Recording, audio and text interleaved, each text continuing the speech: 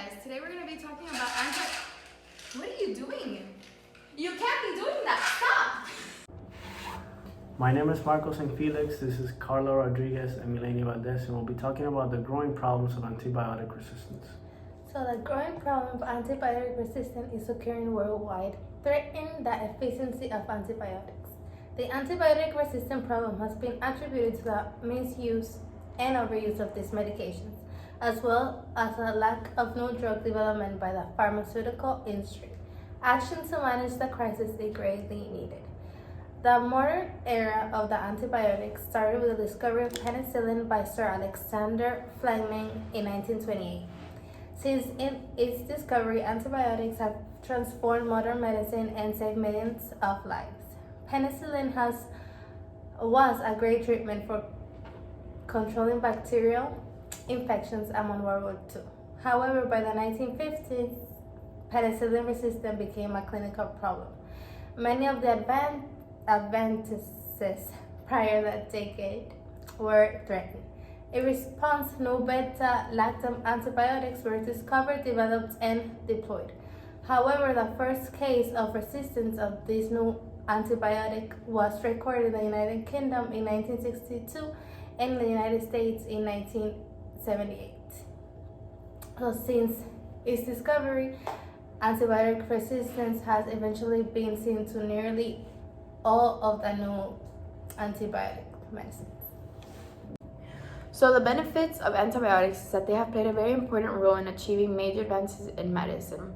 They have prevented or treated infections that can occur in patients who are receiving chemotherapy, as you guys may know, for cancer, who have chronic illnesses or diseases, who have had organ transplants or joint replacements or cardiac surgery.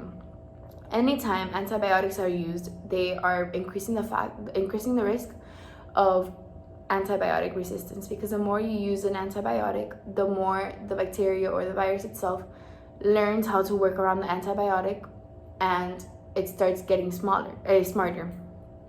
This because the increases in antibiotic resistance are driven by a combination of germs exposed to antibiotics and the spread of those germs and their new mechanisms of resistance. So basically speaking, if I would have taken this class before and Marcos is asking me how is this class, I would tell him, okay, what you have to do to pass is you have to study this and this and that.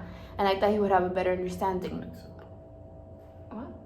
That's a good example. Thank you. He would have a better understanding of how to take the class and how to get a good grade. So when antibiotics are needed, the benefits usually outweigh the risks of antibiotic resistance. However, too many antibiotics are being used unnecessarily or misused, which threaten the usefulness of these important drugs. So, to go into one of the two topics, overuse is one of the big ones because people seem to self-medicate themselves with Google. So they decide to go over the counter or to ask a friend that's a doctor to prescribe them something, especially in countries like this that it doesn't really matter and they don't really check that well. So the overuse of antibiotic affects its resistance. Epidemiological studies have shown a direct relationship between antibiotic consumption and the emergence and dissemination of resistant bacterial strains. In bacteria, genes can be inherited from relatives, meaning that what I passed on to my children, they're gonna know already in that sense. Resistance could also occur spontaneously through mutation. Despite the warnings regarding overuse, antibiotics are overprescribed worldwide, which is what Marcos is going to speak about now. So, inappropriate prescribing. Incorrectly prescribed antibiotics also contribute to the promotion of resistant bacteria. Studies have shown that treatment indication or duration of antibiotic therapy is incorrect in 30 to 50% of the cases. In addition, 30 to 60% of the antibiotics prescribed in intensive care units have been found to be unnecessary.